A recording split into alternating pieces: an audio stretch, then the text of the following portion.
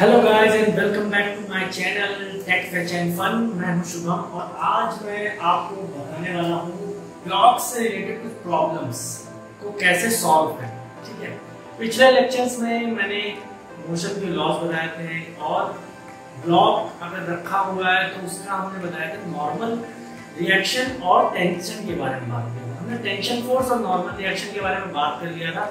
अब normal reaction का use कहाँ पे है और वो ब्लॉक पे अगर कोई चीज किसी सरफेस पे कोई पर्टिकुलर मास की सरफेस पे रखी होती है तो वो वहां पे वो कैसे एक्ट करता है नॉर्मल रिएक्शन और उससे रिलेटेड क्या क्या चीजें हैं ये आज हम इस लेक्चर में पढ़ेंगे। ठीक है, तो बेसिकली मैं कुछ 4-5 क्वेश्चंस के थ्रू आपको बताना चाहूंगा कि इस तरह के क्वेश्चंस को सॉल्व कैसे करते हैं, है ना। तो ज्यादा चीजों का खेल नहीं है, ये चीज अपन लोगों ने सबने पढ़ लिया था। ठीक है, अब दो चीजें याद करने वाली हैं। पहली सेकेंड लॉ, इसमें हमारा यूज होगा, है ना, ये फॉर्मूला। दूसरी थर्ड लॉ। ठीक है, थर्ड लॉ क्या होता है? थर्ड लॉ होता है FAP is equals to minus FBA। बोले तो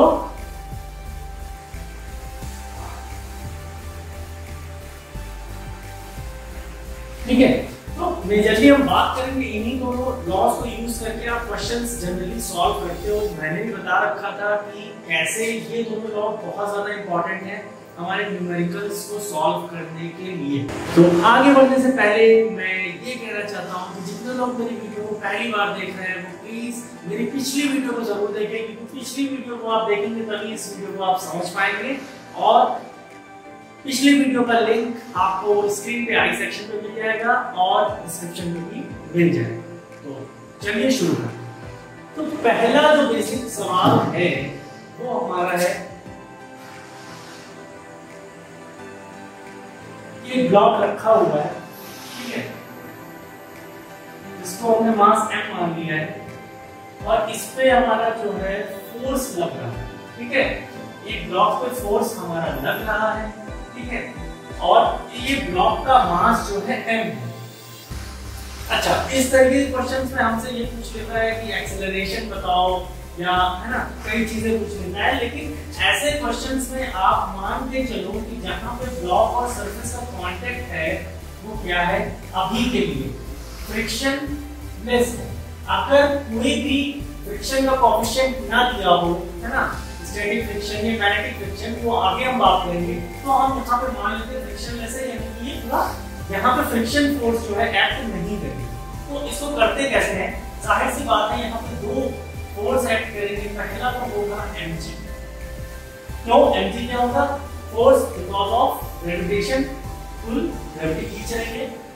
इस पे मास m पे लगेगा तो नॉर्मल लगेगा इसी पे। अच्छा, नॉर्मल लगता है तो नॉर्मल भी दो तरीके से लगता है, हमेशा याद रखना।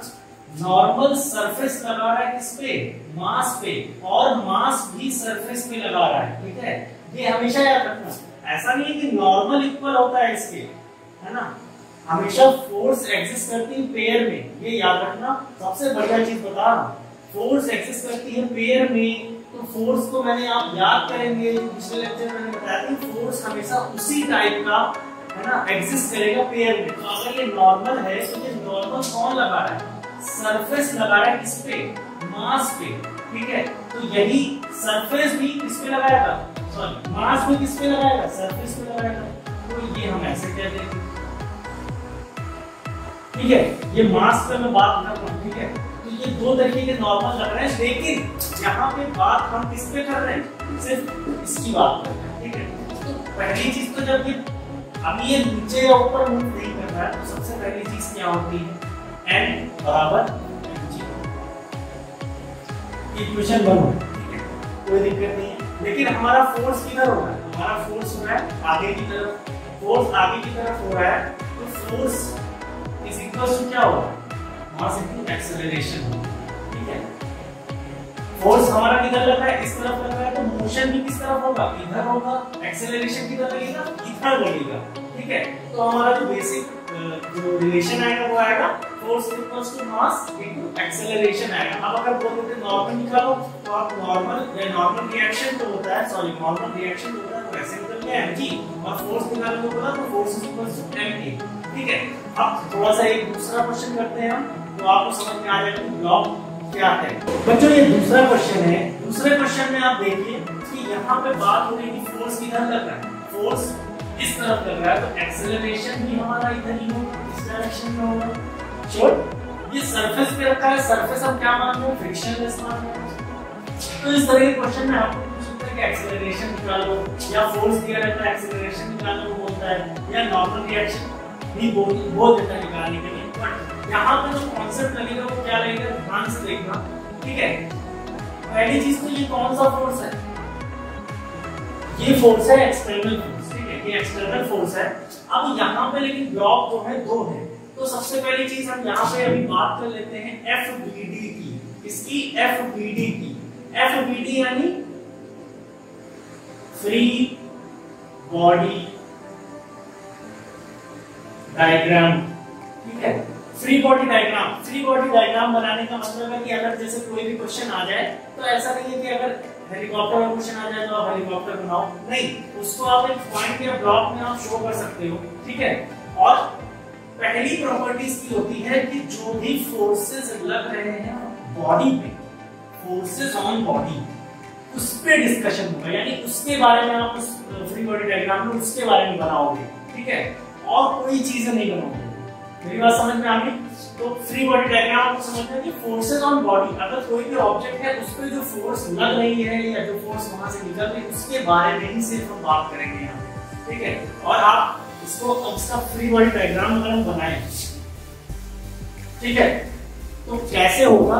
पहली चीज तो एक चीज ये मानो, अगर फोर्स अप्लाई होगा तो जिस एक्सेलरेशन से ये जाएगा उसी एक्सेलरेशन से ये भी जाएगा, दोनों एक साथ एक्सेलरेट करेंगे। जाहिर सी बात है, अगर मैं बड़े प्यार से किसी चीज को पुश करूंगा तो वो चीज पुश होती जाएगी। ठीक है, उसके आगे वाली भी चीज वो पुश होती जाएगी, है ना। एक बार अगर स्टार्ट हो गई तो यहाँ पे एक्सेलरेशन तो होगा, क्या होगा, कांस्टेंट होगा। तब तक होगा कि अगर हम, ऐसा नहीं कि आप झटके से फोर्स दे दो, झटके से फोर्स दोगे तो एक किसी और एक्सेलरेशन से जाएगा, किसी और, उसको हम इंपल्स कह देते हैं, है ना। फोर्स फॉर अ, मतलब किसी टाइम पे, इंस्टेंट टाइम पे अगर हम फोर्स कर देते हैं तो वो हो जाता है हमारा क्या, इंपल्स हो जाता है। ठीक है, force for a instant time. तो वो चीज नहीं करनी, हमें कांस्टेंट फोर्स अप्लाई करना है, तो एक्सेलरेशन भी हमारा सेम होगा। अब यहाँ पे फ्री बॉडी डायग्राम अगर m1 के लिए बनाओ, m1 के लिए बनाओ, ठीक है, तो m1 के लिए अगर आप बनाते हो तो जाहिर सी बात है इधर क्या जा रहा है, इधर क्या लग रहा है, फोर्स लग रहा है। अब यहाँ पे देखो, यहाँ पे कांटेक्ट हो रहा है m1 का किससे, m2 से। तो आप ये बताओ कि अगर मैं m1 पे फोर्स लगाऊंगा, m1 जो है m2 के साथ कनेक्टेड है, तो m2 भी कुछ अपोजिंग फोर्स लगाएगा कि नहीं? उसको भी हम उसका कह सकते हैं कि नॉर्मल रिएक्शन वाला ही फोर्स है। ठीक है, कि m1 क्या लगाएगा, m1 इधर अगर फोर्स लगा रहा है, m1 क्या करेगा, इसमें फोर्स लगाएगा, जिसको हम मान लें स्मॉल f, तो ये भी बैकवर्ड उतना ही फोर्स लगाएगा स्मॉल f का। तो इसका मतलब m1 m2 में क्या लगा रहा है, स्मॉल f लगा रहा है। ठीक है, जो किसके बराबर है, f2 के बराबर है। ठीक है, ये तो इसका क्या होगा, नॉर्मल रिएक्शन होगा, और ये इसका m1g होगा। लेकिन जो हमारा फोर्स आएगा वो क्या है, फोर्स हमारा किस तरफ जा रहा है, फोर्स तो हमारा इधर ही जा रहा है ना, फोर्स तो हमारा इधर ही जा रहा है। लेकिन यहाँ पे इस ब्लॉक पे ध्यान से देखो, आप m1 पे फोर्स लगा रहे हो, लेकिन m2 आप पे एक और फोर्स लगा रहा है, जिसको आप कह सकते हो F। ठीक है, जिसको हम मान लें F। अगर हम इसको दूर दूर बना दें, ठीक है, दूर दूर बना दें, ठीक है, तो मान ले यहाँ पे, अब यहाँ पे देखो, अब ये m1 क्या कर रहा है, m1 पे हमने F लगाया, m1 पे हमने F लगाया, तो ये क्या करेगा, जाएगा m2 के पास, तो m2 भी तो कोई फोर्स लगाएगा, जिसको हमने क्या मान लिया, स्मॉल f मान लिया। राइट सी बात है, यहाँ पे फोर्स जा रहा है तो उतना ही फोर्स m2 जो है क्या लगा रहा है, m1 पे भी लगा रहा है। तो ये क्या हो जाएगा, इसका डायरेक्शन क्या हो जाएगा, f हो जाएगा इसका डायरेक्शन। तो टोटल एक्सेलरेशन, अच्छा एक्सेलरेशन तो इधर ही हो रहा है, m1 के बारे में बात कर रहा हूँ, ठीक है, m1 के बारे में बात कर रहा हूँ। तो क्या हो जाएगा F minus F is equals to M1A। ये हो जाएगा पहला इक्वेशन। इसके किस ब्लॉक पे? पर्टिकुलरली M1 ब्लॉक पे। अब हम बात करेंगे अगर M2 ब्लॉक की, ठीक है, M2 ब्लॉक की बात करते हैं तो M2 ब्लॉक पे कौन सा फोर्स लग रहा है? कौन सा फोर्स लग रहा है? आप पर्टिकुलर बात करो, आप M2 पे कौन सा फोर्स लग रहा है? M1 ने इस पे क्या लगाया? Small f। क्या लगाया? स्मॉल f लगाया, है ना। उसको हमने मान लिया कि वो इंटरनल फोर्सेस है, ठीक है, वो इंटरनल फोर्सेस है। इसकी वजह से एक्सेलरेशन किधर हुआ? इसकी वजह से एक्सेलरेशन किधर हुआ? इधर ही हुआ, ठीक है, एक्सेलरेशन इधर हुआ। तो फोर्स किधर लगाया? इधर लगाया, एक्सेलरेशन भी हमारा इधर ही हुआ। तो इसका मतलब ये जो फोर्स है जो M2 पे लगा किसके बराबर होगा? M2 A के बराबर होगा, ठीक है। लेकिन आपको निकालना है फोर्स। आपको क्या निकालना है? आपको निकालना फोर्स। दोनों को ऐड करो, दोनों को ऐड करो, आपको जो फोर्स मिल जाएगा वो M1A plus M2A is equals to A common ले लो, M1 प्लस M2 मिल जाएगा। तो टोटल फोर्स आपकी क्या आ गई? मास का सम इनटू एक्सेलरेशन, क्योंकि एक्सेलरेशन कांस्टेंट था। अच्छा एक चीज आप समझो बच्चों, यहाँ पे ये एक्सटीरियर है, फोर्स एक्सटीरियर फोर्स है, या इसको नेट फोर्स भी हम मान सकते हैं। इसको क्या मान सकते हैं? नेट फोर्स मान सकते हैं। तो आपने फॉर्मूला पढ़ा होगा कि F net is equal to total mass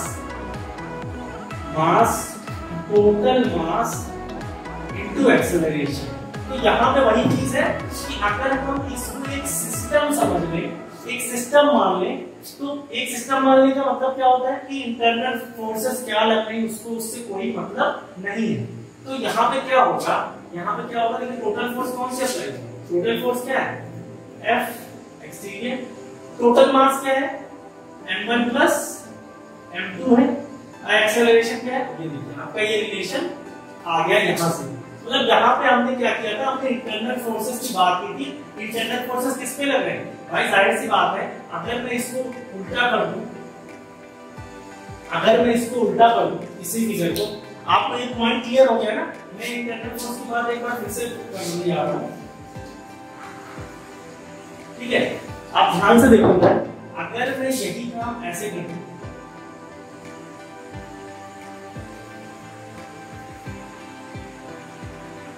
ठीक है, अब देखो जाहिर सी बात है, इसको मैंने क्या कर दिया? ऐसे कर दिया। अब फोर्स किधर लग रहा है? फोर्स ऐसे लग रहा है और एक्सेलरेशन इधर हो रहा है। एक सेकंड के लिए समझ में आ जाएगा सब कुछ, ठीक है। अब देखिए फोर्स M1 पे लग रहा है, तो M1 क्या करेगा? M1 इधर मूव करेगा, तो M1 इस पे क्या लगाएगा? स्मॉल f, कुछ इंटरनल फोर्स लग रहा होगा। लेकिन M2 भी इसका क्या लगाएगा? स्मॉल f लगाएगा। किस तरफ? उधर, ठीक है। समझ में आ रहा है कि नहीं? तो ये इंटरनल फोर्सेस है जो इन दोनों के बीच एक्ट कर रही है। अब ये क्वेश्चन दूंगा आपको समझ में आ जाएगा। अब ये क्वेश्चन दूंगा आपको समझ में आ जाएगा। तो अब ये देखो एग्जांपल, अब देखो एग्जांपल समझ में आ जाएगा। ये 2 kg और ये 4 kg, ठीक है। फोर्स इधर की तरफ लग रहा है, तो जाहिर सी बात है एक्सेलरेशन दोनों का साथ में होगा। तो फोर्स आपको गिवन है, फोर्स गिवन है 12 न्यूटन। 12 न्यूटन की फोर्स है, तो आपको पता है external force equals to mass into acceleration. Total mass मैंने कहा था इसको सिस्टम मान लो, तो टोटल मास हमको इंटरनल फोर्सेस की बात नहीं करनी जो इन दोनों के बीच में लग रही है, जो किसमें पेयर में एग्जिस्ट कर रही है, एक्शन और रिएक्शन, ठीक है। तो यहाँ पे आप इसको 12 रखो, मास टोटल आपका 6 है, एक्सेलरेशन निकल आएगा, एक्सेलरेशन आएगा 2 मीटर पर सेकेंड स्क्वायर, यानी कि ये दोनों ही ब्लॉक एक्सेलरेशन 2 मीटर पर सेकेंड स्क्वायर की एक्सेलरेशन से मूव करेंगे, ठीक है। ये हो गया हमारा ब्लॉक के क्वेश्चंस कैसे करते हैं। अच्छा, अब एक और क्वेश्चन करते हैं थर्ड। ये हमारा जो है ये थर्ड क्वेश्चन है। अब इसमें क्वेश्चन में देखो आप, जाहिर सी बात है ये जो फोर्स लग रहा है ये हॉरिजॉन्टली आपका कितने एंगल में? 30 डिग्री एंगल में है, यानी कि एक्सेलरेशन आपका किधर होगा? आपको पता है, जाहिर सी बात है ये नीचे तो जाएगा नहीं, ये जाएगा उधर ही, लेकिन कितने एक्सेलरेशन से जाएगा? वो एक्सेलरेशन अब कम हो जाएगा। आप अब देखोगे ये एक्सपेरिमेंटली कैसे प्रूव होता है। हमने देखो पढ़ा है क्या होता है, जिस डायरेक्शन में फोर्स लगता है उसी डायरेक्शन में डिस्प्लेसमेंट मैक्सिमम होती है। ठीक है। तो यहाँ पे हम देखते हैं कि एक्सेलरेशन क्या होगा इस ब्लॉक का। सबसे पहले तो इसका एफिनिटी डायग्राम बनाएंगे। तो ये हमारा होगा 4 न्यूटन का मास, ठीक है, सॉरी 4 केजी का ब्लॉक हो गया ये, है ना। तो अब हम पहले देखेंगे इसका एफिनिटी डायग्राम। अब जाहिर सी बात है ये यहाँ पे है तो इसको हम ऐसे बना सकते हैं, इस तरफ है ये फोर्स कितना 12 न्यूटन का, ठीक है, इस तरफ है तो आप इसको ऐसे बना दो फोर्स, ठीक। अब इस फोर्स के पहले तो ये मास जो 4 केजी का है इसका आपका क्या हो जाएगा, सबसे पहले तो ये हो जाएगा mg क्या आ जाएगा इसका 4 × g रख दो 10, है ना। g की वैल्यू आप अभी रखो या बाद में रखो, इसको 4g ले लो, ठीक है। क्या करेगा डाउनवर्ड फोर्स लगेगा इस पे, ठीक है। अब ये इस डायरेक्शन में फोर्स है तो हम कहां से लाएंगे, इधर नीचे की तरफ ले आएंगे डायरेक्शन हमारा। अब ये फोर्स जो है आपका, इसको आप ऐसे देखो, ऐसे बनाओ, है ना, इसको ऐसे बनाओ तो ये क्या हो जाएगा, ये 30 डिग्री है तो ये भी 30 डिग्री हो जाएगा। अगर इसको देखो यहाँ पे तो इसका मतलब है इसको अगर ऐसे में ड्रॉ कर दूं तो ये क्या हो जाएगा 30 डिग्री ड्रॉ किया, 30 डिग्री हो गया। अब इस फोर्स का पहले तो ये डाउनवर्ड हो गया, अब ऊपर का देखो इसका रिएक्शन, इसका ये जो नॉर्मल रिएक्शन है ये हम बना देते हैं इसका 4 केजी ब्लॉक का। अब आपका तैयार हो गया क्वेश्चन, देखो इसके दो कंपोनेंट निकल गए। इसका 30 डिग्री यहाँ पे आपने पढ़ रखा है रिजोल्यूशन, ये थीटा होता है। अगर इस तरीके से थीटा है तो ये क्या होता है, ये अगर ये इधर f है और ये थीटा है तो ये क्या हो जाएगा f cos थीटा, और जो परपेंडिकुलर वाली एक्सिस होती है वो क्या हो जाती है sin थीटा की एक्सिस हो जाती है। ये आपने पढ़ रखा है, ठीक है, रेजोल्यूशन ऑफ वेक्टर्स में, ठीक है। तो यहाँ पे भी वही चीज हम फॉलो करेंगे। और यहाँ पे देखिए ये जो है ये थीटा बना रहा है इस एक्सिस पे, तो ये क्या हो जाएगा f cos थीटा, ठीक है। और ये क्या बना रहा है इधर, ये इधर बना रहा है f sin थीटा, ठीक है। तो यहाँ पे आप देखिएगा आपका नॉर्मल भी निकल के आएगा, नॉर्मल रिएक्शन जो है वो भी निकल के आएगा, और आपका जो एक्सेलरेशन है वो इधर की तरफ होगा वो भी निकल के आएगा। आप ध्यान से देखना बस, ठीक है। सबसे पहले हम क्या करेंगे, आपको पता है कि ये जो है ये इक्विलिब्रियम में होगा, ठीक है, ये कहीं जा नहीं रहा है, तो इसका मतलब है कि f sin थीटा plus 4g is equals to n। पहला इक्वेशन ध्यान से देखो इसको, ये क्या है 4 केजी का मास है, ये नीचे जाएगा तो 4g इसमें फोर्स लग रहा है, और ये नॉर्मल है इसका, ठीक है। ये नॉर्मल आ गया हमारा, यानी नॉर्मल रिएक्शन आ गया। इसके आप वैल्यू रख सकते हो तो आपका आंसर आ जाएगा, ठीक है, नॉर्मल रिएक्शन, ठीक है। अब यहाँ पे देखो एक्सेलरेशन किधर की तरफ होगा, एक्सेलरेशन तो उसको इधर ही जाना होगा, तो इधर जाएगा तो किसकी वजह से जाएगा, f cos थीटा की वजह से जाएगा। तो आप ये देखो कि f cos थीटा बराबर क्या है m into a है, भाई ये मास है और एक्सेलरेशन इधर ही होगा। आप देखो इस एक्सिस पे इधर जा रहा है तो f cos थीटा क्या हो जाएगा, f की वैल्यू रखो 12 cos थीटा cos 30 degree is equals to mass आपको दिया है 4 केजी, एक्सेलरेशन आपको निकालना है, ठीक है। तो आप ये हो गया 12 cos 30 की वैल्यू क्या होती है √3/2 इज इक्वल्स टू 4a। अब आप क्या करोगे, एक्सेलरेशन बराबर हो जाएगा आपका 12√3/2 into 4 यानी 2, यानी एक्सेलरेशन आया है 3√3/2 मीटर पर सेकेंड स्क्वायर, ठीक है। ये आपका एक्सेलरेशन हो गया किस तरफ, इस तरफ, तो एक्सेलरेशन आ गया 3√3/2 मीटर पर सेकेंड स्क्वायर का, ठीक है। अब यहाँ से आप इसकी वैल्यू पुट करके नॉर्मल रिएक्शन भी निकाल सकते हो, है ना, कि सरफेस इस ब्लॉक पे कितना फोर्स लगा रही है, उसको क्या करने के लिए, इक्विलिब्रियम पे करने के लिए, यानी ये नीचे तो जाएगा नहीं, ये जाएगा किधर, उधर ही जाएगा, ठीक है। तो ये हो गया हमारा थर्ड एग्जांपल था। अब एक और एग्जांपल अभी देख लेते हैं, ठीक है, एक और एग्जांपल देख लो, एक लास्ट एग्जांपल, ठीक है।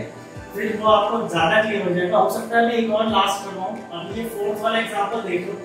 मान लो कि बहुत सिंपल है। मान लो एक ब्लॉक है जिसका जो कितना केजी का हो, 2 केजी का हो। आपको कंडीशंस पता है कि ये फ्रिक्शन लेस है, जो कांटेक्ट ऑफ सरफेस है, ठीक है। अब हो क्या रहा है, इधर से फोर्स लगाया 12 न्यूटन का और इधर से फोर्स लग रहा है 4 न्यूटन का, ठीक है। तो आपको पता लगाना है कि एक्सेलरेशन किस तरफ होगा और एक्सेलरेशन क्या आएगा, है ना। बहुत आसान है, देख के पता चल गया होगा। लेकिन लगाने का टेम्परामेंट क्या है, इधर का फोर्स, इसको F2 मान लो, इसको F1 मान लो।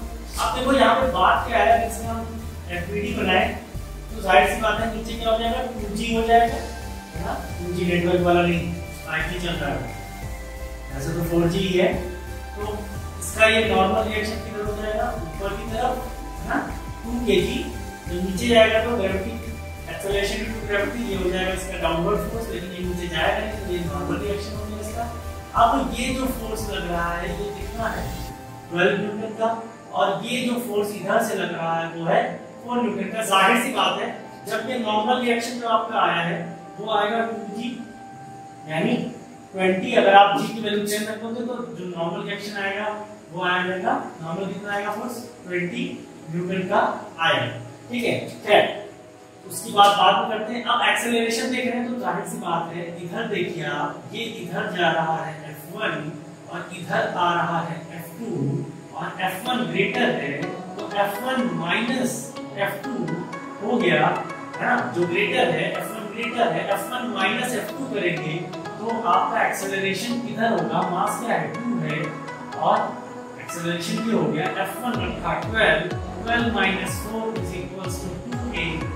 तो आपका आ गया 8 is equals to 2a, तो acceleration is equals to 4 metre पर सेकंड स्क्वायर। अब acceleration यहाँ पे प्लस में आया है, इसका मतलब हमने क्या माना था कि F1 बड़ा है, यानी F1 पॉजिटिव माना था। F1 किधर जा रहा है, इस तरफ जा रहा है, इसीलिए acceleration हमारा पॉजिटिव होगा। acceleration जाहिर सी बात है, अगर इसको इधर पॉजिटिव मान लेते इस डायरेक्शन को, आप डायरेक्शन कौन सा पॉजिटिव लेते हो, पॉजिटिव तो इधर ही माना होगा, लेफ्ट टू राइट। तो ये आपका एक्सेलरेशन है 4 मीटर पर सेकंड। अब जल्दी जल्दी से एक बढ़िया इंपॉर्टेंट क्वेश्चन कर लेते हैं। तो आप, मैंने बोला था आप लास्ट टाइम वीडियो में तो एक बहुत ही अच्छा एक बढ़िया इंपॉर्टेंट क्वेश्चन कराऊंगा। तो ये लास्ट क्वेश्चन आज के लेक्चर का और बहुत इंपॉर्टेंट क्वेश्चन है कि अगर कोई मास एक इंक्लाइन प्लेन पे रखा हुआ हो और उसमें फोर्स लग रहा हो, ठीक है। यहाँ पर मैंने फोर्स का डायरेक्शन दिया है तो जाहिर सी बात है एक्सेलरेशन इधर ही होगा, ठीक है।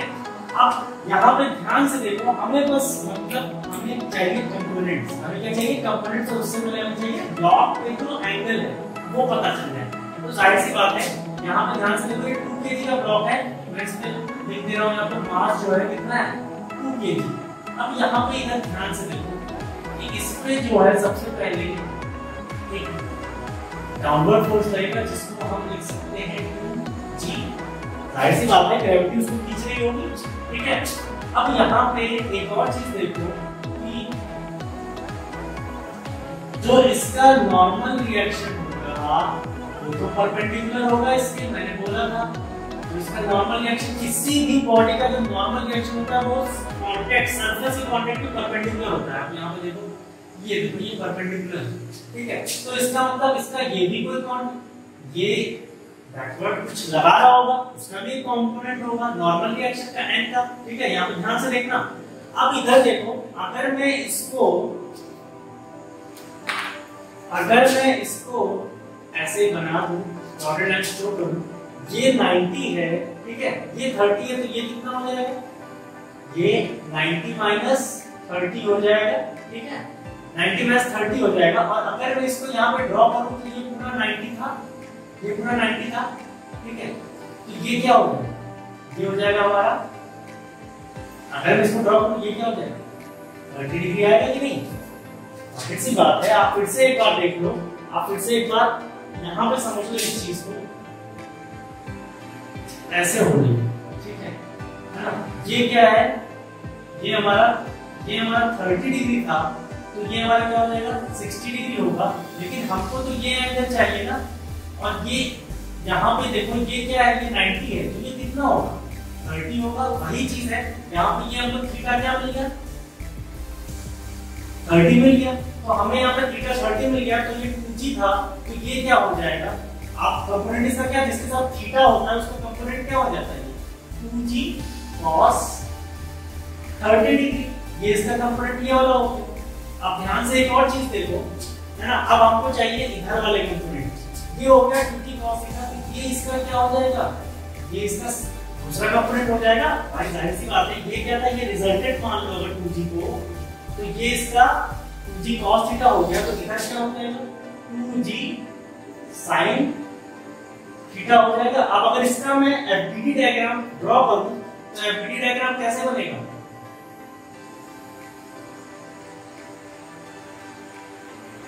ये हो गया हमारा नॉर्मल रिएक्शन, ये हो गया 2g cos 30 डिग्री, ठीक है, और ये हो गया हमारा 2g, ये क्या था 30 डिग्री था, और ये क्या है, ये क्या है 2g sin 30 डिग्री। आपका देख लो, आप यहाँ पे पूरा एफबीडी डायग्राम इस तरीके से ही हो रहा है। अच्छा, फोर्स इधर लग रहा है, फोर्स इधर लग रहा है कितने, 4 न्यूटन का, तो एक्सेलरेशन भी इधर ही होगा। अब इसको हमको कुछ नहीं करना है, हमको नॉर्मल रिएक्शन निकालना है सीधे सीधे। हमको ये कंपोनेंट मिटा लो तो भी कोई दिक्कत नहीं है। तो इस कंपोनेंट को अगर मिटा लो, आपको कुछ मिल गया है ना, आपके सारे कंपोनेंट आपको मिल गए हैं। अब यहाँ पे देखो फोर्स कितना लगा, फोर्स का डायरेक्शन किधर है, इधर ही तो है, फोर्स का डायरेक्शन किधर, इधर ही तो है ना। राइट से बात, force plus 2g sin 30 degree, ये किसके बराबर है, ये किसके बराबर है, मास इनटू एक्सेलरेशन। मास कितना है, 2 kg, तो फोर्स हमारा कितना है, 4 न्यूटन है। 2g क्या है, 10 रख लो, sin 30 की वैल्यू होती है 1/2 इज इक्वल टू मास 2 है, एक्सेलरेशन यहां से निकल आएगा, आपका हो गया 4 plus 10 is equal to 2a। तो आपका एक्सेलरेशन आ गया 14/2 इज इक्वल टू 7 मीटर पर सेकेंड स्क्वायर। क्लियर हुआ, आपका फोर्स का डायरेक्शन किधर, इधर ही है, और उसको फेवर कौन कर रहा है, उसको फेवर कर रहा है इस 2g का साइन कंपोनेंट, ठीक है। अब मोशन भी तो इधर ही होगा, साइड से बात है, डायरेक्शन चेंज तो साइन चेंज, लेकिन डायरेक्शन इधर ही है, ठीक है। तो मोशन भी हमारा ma है वो इधर ही होगा। फोर्स टोटल फोर्स हमारी ये होगी, उसका फॉर्मूला ये हो गया एक्सेलरेशन। अब नॉर्मल निकाल लेते हैं। नॉर्मल रिएक्शन क्या आ रहा है, 2g cos theta. Normal reaction किसके बराबर, 2g cos theta, 2 × 10 cos 30 degree. आप वैल्यू पुट करोगे, आप वैल्यू पुट करोगे तो आ जाएगा आपका आंसर, ठीक है। आपका आंसर आ जाएगा 10 × 3। जो नॉर्मल रिएक्शन है आपका वो ये है। तो आपको यहाँ पता चला इंक्लाइंड प्लेन जब होता है उस पर कोई मास रखा होता है, तो हम कैसे उसका एबिलिटी ड्रॉ करते हैं और कैसे एंगल निकालते हैं। मेन चीज है आपको एंगल मिल जाए तो आप ये रख लो, मतलब ये तो दिमाग में रखो कि जो डाउनवर्ड फोर्स जो नॉर्मल रिएक्शन के पैरेलल या नॉर्मल रिएक्शन से नीचे वाली जो फोर्स जाती है उसके अपोजिट डायरेक्शन में, वो cos थीटा होती है। और जाहिर सी बात है जो ग्रेविटी पुल करेगा वो हो जाएगा आपका 2g, और उसके इधर 2g cos थीटा और इधर sin थीटा, ठीक है। इसके बीच का एंगल आप मान के चलो, यही एंगल इसके बीच का होगा। तो मुझे ऐसा लगता है कि आपको आज जो है ब्लॉक्स के क्वेश्चंस लगाना आ गया होगा। कल हम बात करेंगे टेंशन और पुली की, यानी ब्लॉक्स में टेंशन है ना, पुली में टेंशन, तो हम बात करेंगे टेंशन की, ठीक है। तो ज्यादा टेंशन नहीं लेने का, और प्लीज अगर वीडियो आपको पसंद आया तो मेरा चैनल जरूर जरूर जरूर सब्सक्राइब करें, लाइक करें और मेरे वीडियो को शेयर करें। चलते हैं फिर कल।